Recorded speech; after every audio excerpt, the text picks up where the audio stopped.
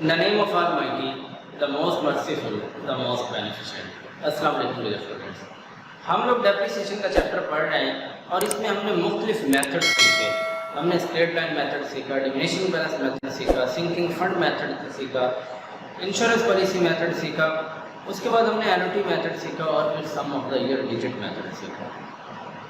हमने जितने मेथड सीखे इसकी मदद से हमने ना तो सिर्फ उनके बेसिक्स और कॉन्सेप्ट सीखे बल्कि उनकी मदद से हमने क्वेश्चंस भी सॉल्व किए। आज हम लोग ऐसा टॉपिक पढ़ने जा रहे हैं जिसमें बताया जाएगा कि एक क्वेश्चन के अंदर कि किसी भी साल में जाकर बिजनेस ने अपना डेप्रिसिएशन मेथड चेंज कर लिया। मिसाल के तौर पर पहले वो स्ट्रेट लाइन मेथड के जरिए चल रहे थे, लेकिन 2-3 साल बाद कहा जाता है कि अब उन्होंने SLM से जो है वो रिटर्न डाउन वैल्यू मेथड पे कन्वर्ट कर रहे हैं, WDV सब जो है वो अडॉप्ट कर रहे हैं। ऐसी सूरत हाल में क्वेश्चंस को कैसे सॉल्व किया जाएगा, ये हमारा आज का टॉपिक है। Change in method of depreciation. Depreciation का मेथड चेंज हो जाए तो इसके दो जो है वो सूरत हाल बन सकती हैं। एक हमारे पास है विदाउट रेट्रोस्पेक्टिव इफेक्ट और दूसरा है विथ रेट्रोस्पेक्टिव इफेक्ट। इसका दूसरा नाम सिंपल मेथड भी हो सकता है।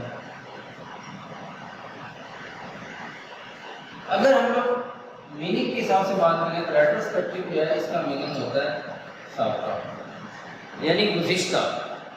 डेप्रिसिएशन का मेथड चेंज होने से पहले जो पिछले मेथड के लिए डेप्रिसिएशन ली जा चुकी हैं उस पर इसका क्या इफेक्ट होगा। एक क्वेश्चन है उस इफेक्ट से बगैर और एक होगा कि उसका क्या इफेक्ट होता है। ये आज का हमारा टॉपिक है। हम लोग पहले विदाउट रेट्रोस्पेक्टिव इफेक्ट के लिए क्वेश्चन सॉल्व करना सीखेंगे और उसके बाद विद रेट्रोस्पेक्टिव इफेक्ट के तहत क्वेश्चन सॉल्व करना सीखेंगे। जी, तो मेरे पास एक क्वेश्चन है, इसमें बताया गया है कि ये विदाउट रेट्रोस्पेक्टिव इफेक्ट हमने इस क्वेश्चन को सॉल्व करना है। क्वेश्चन क्या है, अ फर्म परचेज ऑन 1 जनवरी 1994, 1 जनवरी 1994 को एक कंपनी परचेज कर रही है सर्टन मशीनरी फॉर ₹58,200। ये हम साथ साथ जो डाटा गिवन है वो अपने पास बना लेते हैं। बताया गया है 1/1/94 को मशीनरी परचेज की गई है। पहली परचेज हो रही है 58,200 रुपये की and spend 1800 on it's erection. Erection charges इस पर कितने आ रहे हैं 1800, तो ये भी इसकी कॉस्ट का हिस्सा बनेंगे। तो इन दोनों को मिला के ये हमारे पास 60,000 जो है इसकी ये मशीन परचेज हो रही है। इसके बाद बताया गया कि ऑन 1 जुलाई 1994 1/7/94 को एडिशनल मशीनरी कॉस्टिंग ₹20,000 बाद परचेज एक और मशीन परचेज की जा रही है और उसकी अमाउंट है 20,000। ठीक है जी।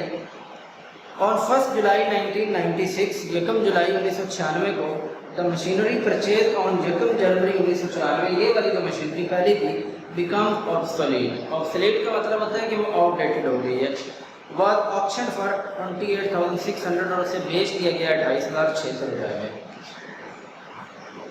1/7/1996 सेल कर दी गई है पहली मशीन 28,600 रुपये में। And on the same date और उसी तारीख को fresh machinery was purchase at a cost of 40,000। उसी डेट को 1/7/96 को तीसरी मशीन परचेज कर दी गई है 40,000 रुपये में। Depreciation was provided for annually on 31 दिसंबर। हर साल 31 दिसंबर को डेप्रिसिएशन ली जा रही थी एट द रेट ऑफ 10%, 10% के हिसाब से on return down value method. Depreciation at the rate of 10% on return down value method WDV। In 1997 में जाके however the firm changed his method, firm ने अपना मेथड चेंज कर दिया और providing depreciation and adopted the method of providing 5% per annum depreciation on the original cost of the machinery। 1997 में जाके method of depreciation change हो रहा है। डेप्रिसिएशन जो 10% थी ऑन WDV, इससे चेंज कर दिया उन्होंने 5% SLM पर। ओरिजिनल कॉस्ट मेथड असल में हमारा स्ट्रेट लाइन मेथड ही होता है, जिसे SLM कहते हैं। ये हमारा क्वेश्चन है। तो क्वेश्चन की समझ हमें आगे के क्वेश्चन में हमने करना क्या है, और कहा गया कि आप मशीन का अकाउंट शो करें 1994 से 1997 तक। ये हमने काम करना है। क्वेश्चन हमने पढ़ लिया, अब इसको रख देते हैं। क्वेश्चन ये है कि 1 जनवरी 1994 को एक मशीन खरीदी गई 60,000 की, और 1 जुलाई 1994 को एक और मशीन खरीदी गई 20,000 की। उसके बाद 1996 1 जुलाई को ये पहली मशीन जो थी ये वाली सेल आउट कर दी गई 28,600 में। उसके बाद उसी रेट पे 40,000 की तीसरी मशीन खरीदी गई। डेप्रिसिएशन 10% थी रिटर्न डाउन वैल्यू मेथड पे। 1997 में उन्होंने अपना रेट ऑफ डेप्रिसिएशन भी चेंज कर दिया, 10% से 5% पे आ गया, और मेथड भी चेंज कर दिया। पहले WDV return down value method था, और आप SLM पे आ गए, स्ट्रेट लाइन मेथड पे। तो 1994 से 97 करके अकाउंट्स शो कर रहे हैं। चलें स्टार्ट करते हैं क्वेश्चन। डेप्रिसिएशन हर साल 31 दिसंबर को दी जा रही है। तो यहाँ सबसे पहले हम जब परचेज करेंगे तो इधर आ जाएगा 1/1/94, तो यहाँ लिखते होते हैं बैंक अकाउंट। इसका टोटल लिख लेंगे, कॉस्ट प्लस इलेक्शन चार्जेस मिलाकर ये 60,000 की हमने मशीन खरीदी। इसी साल 1 जुलाई को एक और मशीन खरीदी गई 20,000 की, तो यहाँ आ जाएगा 1/7/94 बैंक अकाउंट। ये दूसरी मशीन खरीदी जा रही है 20,000 की। इसके बाद 94 में और कोई एंट्री नहीं है। तो जब ये एंट्री हमने कर ली तो साल के एंड पे 31 दिसंबर को हमने डेप्रिसिएशन रिकॉर्ड करनी होती है। तो यहाँ आ जाएगा 31/12/94 बाय डेप्रिसिएशन अकाउंट। और दो मशीनें हमारे पास है, ये पहली ये दूसरी, दोनों के अलग अलग डेप्रिसिएशन निकालेंगे, M1 और M2। मेथड हमारा रिटर्न डाउन वैल्यू मेथड है, और रेट ऑफ डेप्रिसिएशन 10% है। कब तक? 1997 तक। 1997 में जाके चेंज होना है। 60,000 के 1/1/94 से लेकर 31/12/94 तक एक पूरा साल बनता है। साल की डेप्रिसिएशन 60,000 पे हमने लेनी है। 60,000 पे 10% लें डेप्रिसिएशन, तो वो बन जाएगा 6,000 का। दूसरी मशीन हमारे पास 1 जुलाई को आएगी, तो इस पे डेप्रिसिएशन हमने 6 माह के लिए लेनी है। 1 जुलाई को आएगी, 1 जुलाई से 31/12 तक 6 मंथ बनते हैं। तो अगर पूरे साल की डेप्रिसिएशन ली जाए तो वो 2,000 बनेगी, और आधे साल के लिए करनी हो तो वो भी 6,000 बन जाएगी। ये टोटल डेप्रिसिएशन बनेगी 7,000। अब इसका बैलेंस कितना जाता है? यहाँ आ जाएगा by balance CD carry down. पहली मशीन का बैलेंस, दूसरी मशीन का बैलेंस। 60,000 में से 6,000 चले जाए तो बाकी 54,000। 20,000 में से 1,000 चला जाए तो बाकी 19,000। इनको हम लोग जमा कर लेंगे। 54,000 प्लस 19,000, तो ये मान के हमारे पास 73,000। 73 और 7 80, और इधर भी 60 और 20 मिलकर 80। पहला साल कंप्लीट हो गया। इस बैलेंस को अगले साल में ट्रांसफर कर देंगे। 1/1/95 to balance BD M1 M2। पहली मशीनरी का बैलेंस 54,000, दूसरी का बैलेंस 19,000, और कुल मिलाकर ये 73,000। अब इधर देखिए 94 के बाद हमारे पास 96 की एंट्री है, दरमियान में कोई एंट्री नहीं है। तो हमने 94 के बाद 96 में डायरेक्ट नहीं आना। 1995 की जो डेप्रिसिएशन है वो हमने चार्ज करनी है। 31/12/95 को हम डेप्रिसिएशन चार्ज करेंगे bye depreciation account. First machinery पर भी, सेकंड मशीनरी पर भी 10% लेनी है। मेथड कौन सा है? Return down value method. Return down value method में डेप्रिसिएशन बैलेंस पे चार्ज होती है। तो 54,000 का 10% ली डेप्रिसिएशन, तो 54,100 आ गई। 54,000 पे 10% लिया और 19,000 पे 10% डेप्रिसिएशन एक साल के लिए ली, तो ये 1900 आ गया। तो इन दोनों को जमा करेंगे तो ये 7,300 बन जाएगा। फिर इसका बैलेंस निकाला जाएगा बाय बैलेंस कैरी डाउन, पहली मशीनरी का बैलेंस, दूसरी का बैलेंस। पहली का बैलेंस निकालने के लिए 54,000 में से 5400 माइनस कर देंगे,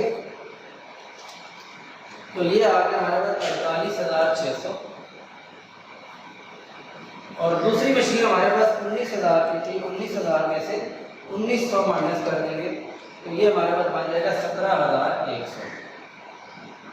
इन दोनों को जमा किया तो ये बन जाता है 65,700।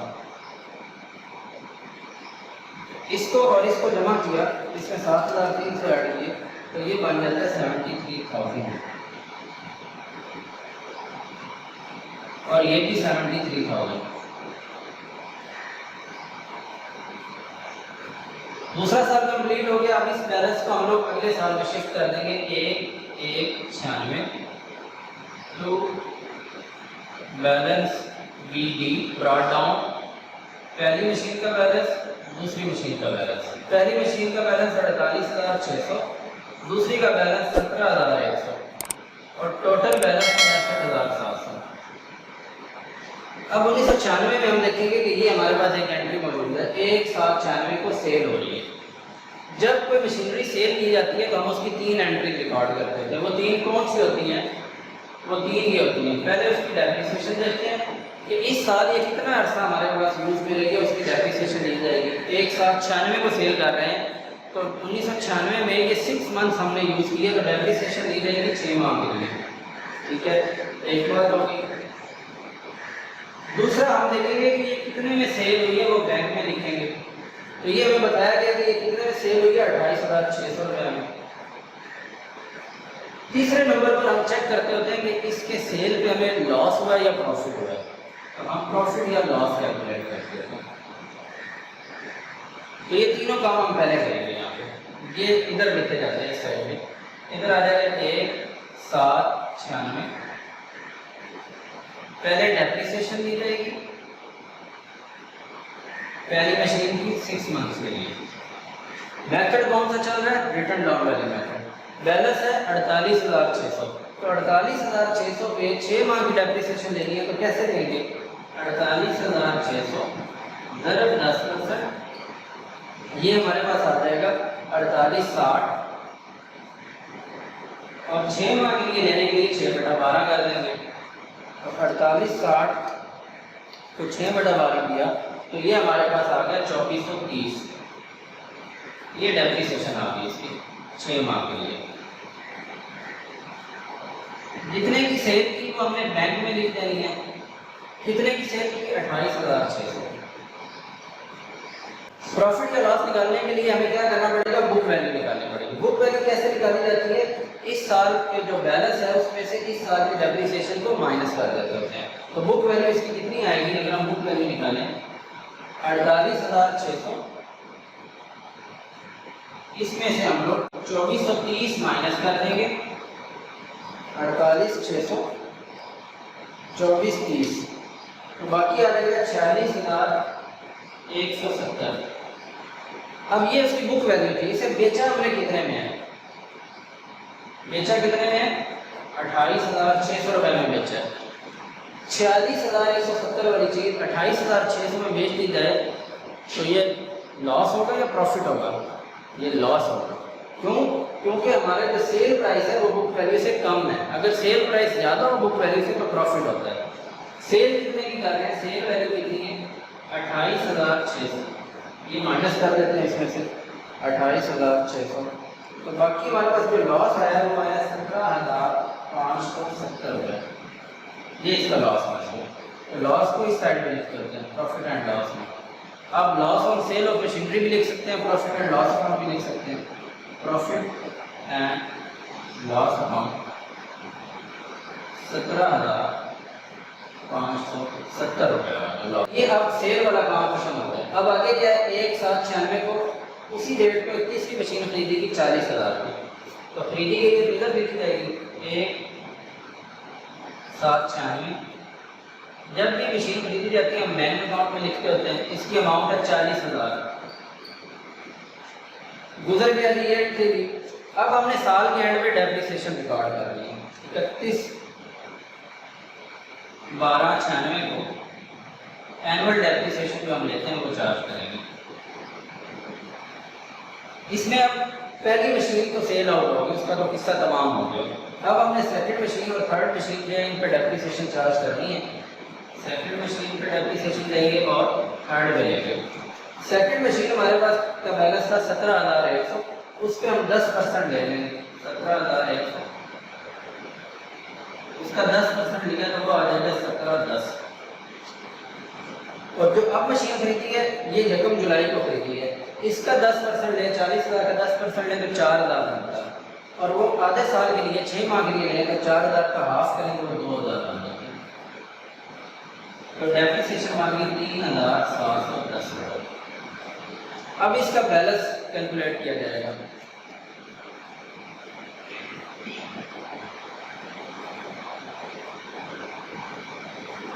बैलेंस सीधी दूसरी मशीन का बैलेंस और तीसरी मशीन का बैलेंस। 17,100 में से 17,10 माइनस हो जाएंगे तो बाकी रहेगा 15,390 और 40,000 में से 2,000 माइनस होगा तो बाकी रहेगा 38,000। इसमें 38,000 ऐड कर दिया तो ये बन गया 53,390। अब इसका टोटल कर लेंगे, ये फिगर टोटल करेंगे, दोनों साइड टोटल आने चाहिए। 53,390 इसमें जमा किया 37,10, इसमें जमा किया 17,570, इसमें जमा किया 28,600, इसमें जमा किया 24,30, तो ये आ गया 1,05,700। अब इधर वाला भी चेक कर लें, 6 और 4 10, 1,05,700। ठीक है जी, समझ आ गया। ये सेल वाला काम है, ये डेप्रिसिएशन और फिर बैलेंस। अब हमने आखिरी साल 1997 के अंदर जाके इसका बैलेंस ट्रांसफर करना है। इधर बना देते हैं 1997 वाला काम।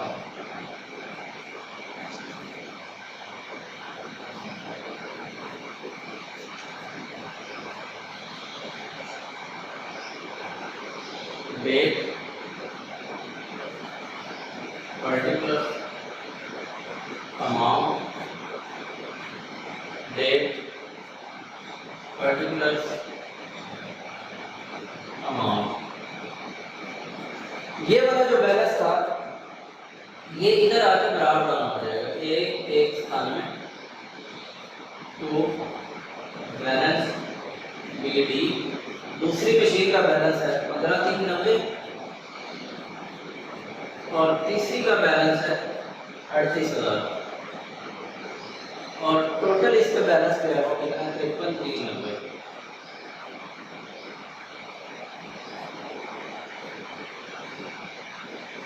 अच्छा, यहाँ तक देखें हम लोग इंतहाई उसी तरीके से सिंपल तरीके से काम कर रहे थे जैसे हमने रिटर्न डाउन वैल्यू मेथड के अंदर सीखा था।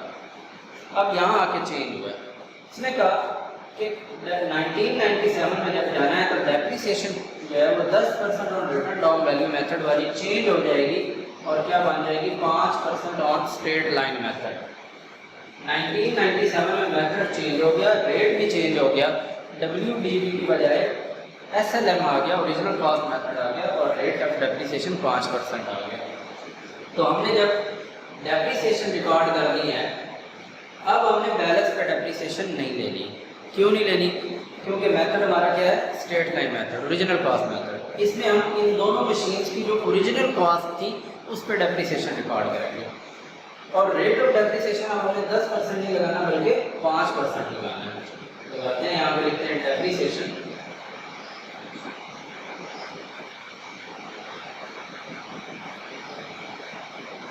Second machine, third machine. अब सेकंड मशीन हम देखते हैं कि कहाँ हमने खरीदी थी। ये देखिए सेकंड परचेज 1,794 को 20,000 की खरीदी थी, तो इसकी रिटर्न कॉस्ट कितनी है 20,000। रेट ऑफ डेप्रिसिएशन 5% हो रही है। तो 20,000, इसका 5% दिया तो ये बन गया 1,000। तीसरी मशीन जो परचेज की थी वो 40,000 की थी, इसकी ओरिजिनल कॉस्ट 40,000 है, इस पे भी 5% फॉर होल ईयर आ जाएगा, 40,000 पे 5%, तो ये 2,000 आ गया। ये टोटल डेप्रिसिएशन बन गई 3,000। अब हमने इनका बैलेंस लेना है। CD second machine, third machine, balance इसका था 15,390। इसमें से इस साल डेप्रिसिएशन 1,000 चलेगी तो बाकी रहेगा 14,390। 38,000 में से 2,000 चलेगा तो बाकी रहेगा 36,000। अब 14,390 में जमा किया 36,000 तो ये बन गया हमारा 50,390। इसमें 3,000 जमा किए तो ये 53,390 बन गया, और ये भी देखिए 53,390 है। अब हमें क्वेश्चन तो कहा गया था 1997 तक याद करें, लेकिन हम आखिरी साल में आके क्या करते हैं, नेक्स्ट ईयर के अंदर बैलेंस ट्रांसफर करके इसको छोड़ देते हैं। यह आ जाएगा 1,98 balance BD second machine, third machine. Second machine का बैलेंस है 14,390 और थर्ड मशीन है 36,000 और टोटल है 50,390। इंतहाई सिंपल सा क्वेश्चन था, यहाँ तक कोई चेंज नहीं थी। इस साल में भी हम लेटर डाउन वैल्यू मेथड के लिए किया, इस साल में भी, इस साल में भी। सिर्फ क्या हुआ, आखिरी साल जब उसने 1997 में मेथड और रेट चेंज किया, काम तो भी किया, हमने डेप्रिसिएशन ही लिया, सिर्फ क्या किया है कि अब हमने ये बेस चेंज किया है। पहले हम बैलेंस पे ले रहे थे रिटर्न डाउन वैल्यू मेथड में, अब हमने इनकी ओरिजिनल कॉस्ट लिखी। पहले हम 10% लगा रहे थे, अब 5% लगा दिया और कुछ भी नहीं किया। अब देखिए इस मेथड के चेंज होने का इफेक्ट क्या हमने यहाँ पर अप्लाई किया कि इधर क्या हुआ होगा, कुछ भी नहीं किया। तो इसे हम कहते हैं कि ये सिंपल मेथड के जरिए हमने रेट ऑफ डेप्रिसिएशन चेंज का क्वेश्चन किया, या विदाउट रेट्रोस्पेक्टिव इफेक्ट जो है, यानी किसी पिछले साल पे कोई इफेक्ट इसका नहीं है मेथड चेंज करने का। वैसे तो इफेक्ट होना चाहिए, अकाउंटिंग की टर्म्स के अंदर तो ये अलाउ नहीं है कि आप मेथड ऑफ डेप्रिसिएशन किसी साल में जाके चेंज कर रहे हैं और फिर उसका पिछले हिस्से पे इफेक्ट भी कैलकुलेट कर रहे हैं। लेकिन जब हमने करना है क्वेश्चन रेट्रोस्पेक्टिव इफेक्ट, तो हम देखेंगे कि कैसे इसका इफेक्ट साबका ईयर्स के अंदर पड़ता है और उसको कैसे एडजस्ट किया जाता है। ये था change in method without retrospective effect. उम्मीद है आपको समझ आ गई होगी। अगर ना समझ आए तो आप कमेंट्स में बता दिया करें, क्वेश्चन कोई आपको ना हल हो रहा हो पोस्ट कर दिया करें, तो वो आपको सॉल्व करके बता दिया जाएगा कैसे सॉल्व होता है।